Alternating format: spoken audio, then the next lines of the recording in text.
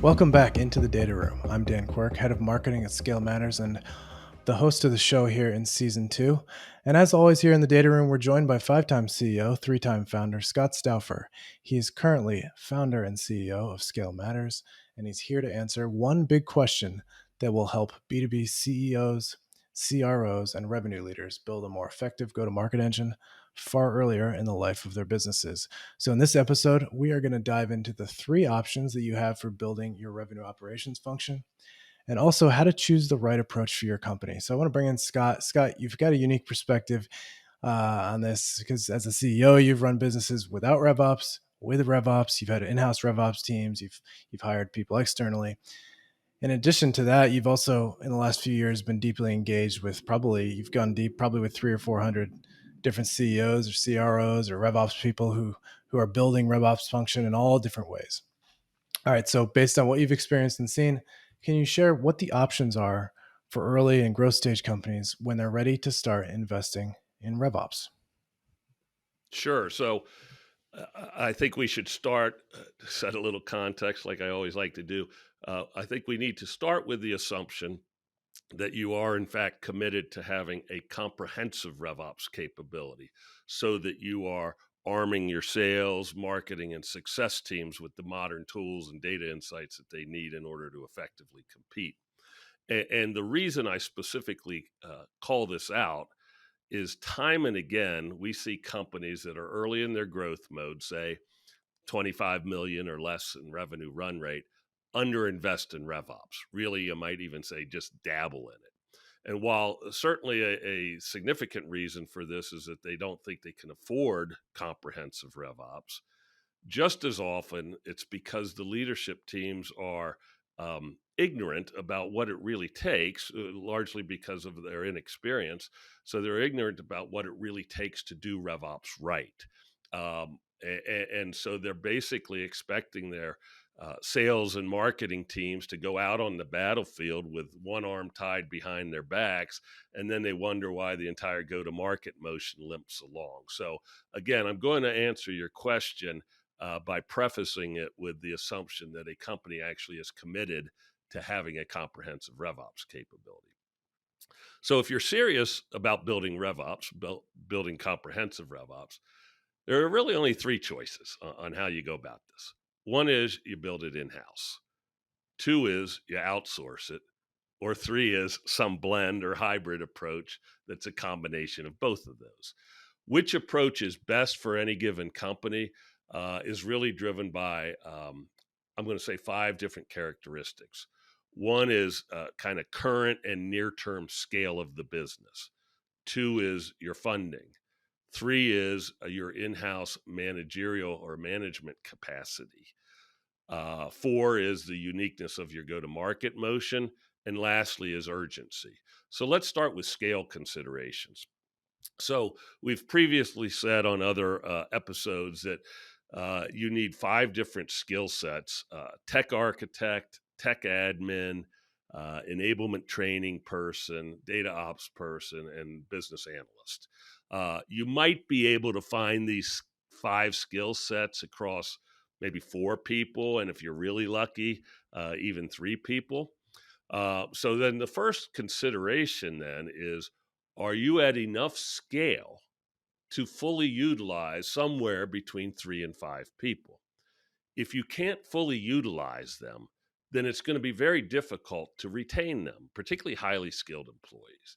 And our experience is that you begin to reach that appropriate scale, maybe around 20 to 25 million in annual sales. And you're certainly there typically by the time you're at 40 to 50 million. But beneath that, beneath the 20 to 25 million dollar mark, you probably don't have enough scale to fully engage in-house staff that have the full complement of the requisite skill sets. Furthermore, kind of from an ROI perspective, again, thinking about scale, your sales and marketing budget needs to be large enough that investing in comprehensive RevOps in-house really provides a no-brainer return. And so as a general rule of thumb, and I think this is sort of conservative, but let's assume that comprehensive RevOps makes the overall go-to-market engine 20% more effective than it otherwise would be. We've seen cases where it's 50% or more effective once you put the proper RevOps function in place. But let's say 20%. Since it's going to cost you at least probably $700,000 annually for in-house RevOps, that suggests in order to have kind of a no-brainer ROI decision, you probably need to have a sales and marketing budget on the order of $7 million a year or greater to be at enough scale where it makes sense to do this stuff in-house.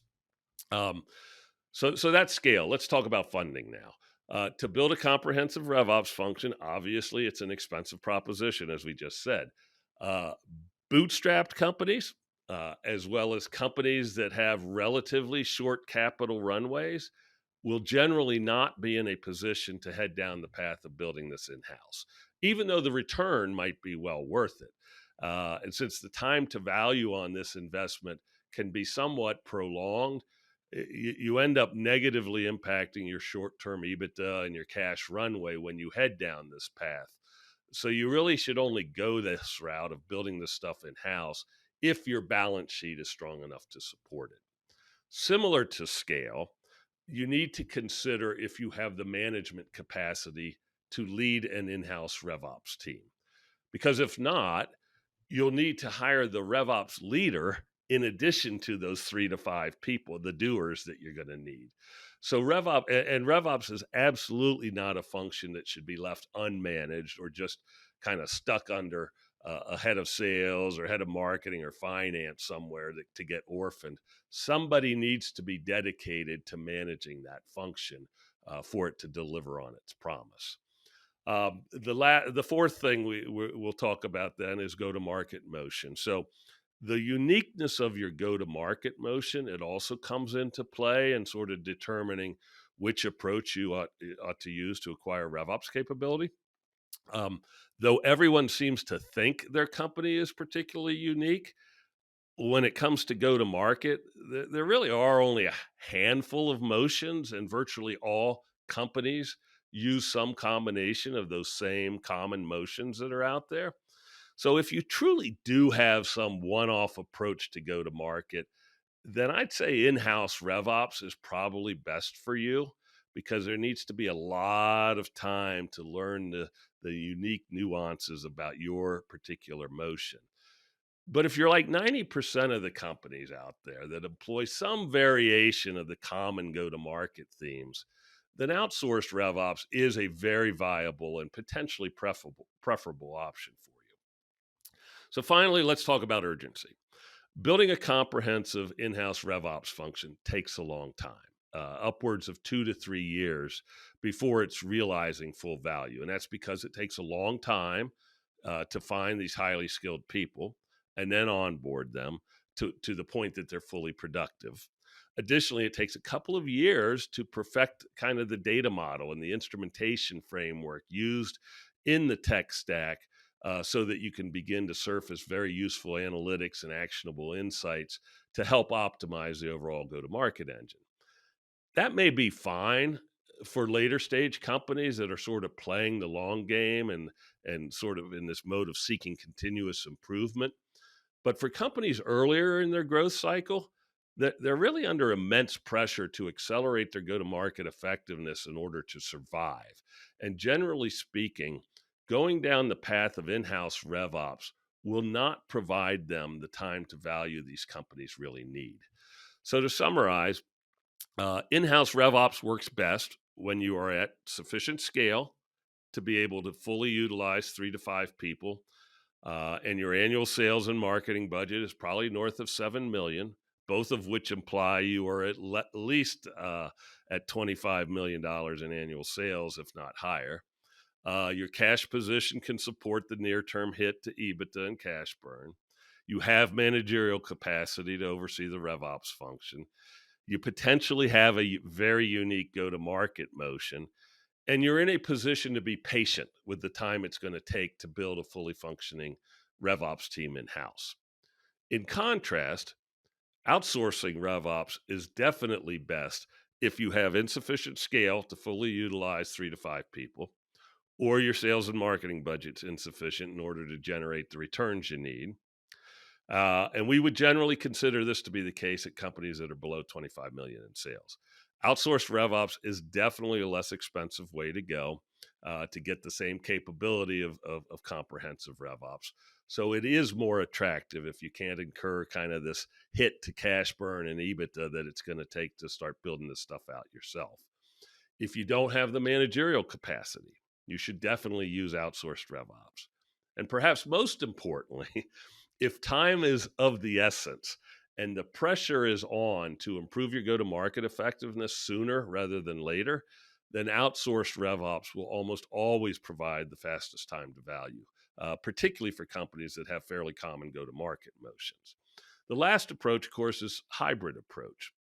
And we see this most commonly at companies that are maybe between $8 and $20 million in annual sales.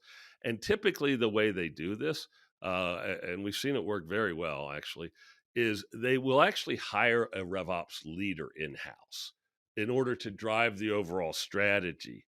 But then that person will largely rely on outsourced providers to help them to oversee the day-to-day operation of the tech and data infrastructure for them. So that's kind of the rules of thumb, if you will. You can go any of the approaches, in-house, outsource, hybrid, but it really depends on kind of scale, funding, your managerial capacity, your urgency, and and the uniqueness of your go-to-market motion. Absolutely. Thanks, Scott. That does it for this episode of The Data Room. If you're interested in learning more about how to make revenue operations a go-to-market advantage for your business, go to scalematters.com and request a RevOps strategy call. We'll discuss the 3 or 4 deployment options you have for building a RevOps function, and then we'll help you choose the right approach for your company. Until next time, thanks for joining us here in The Data Room.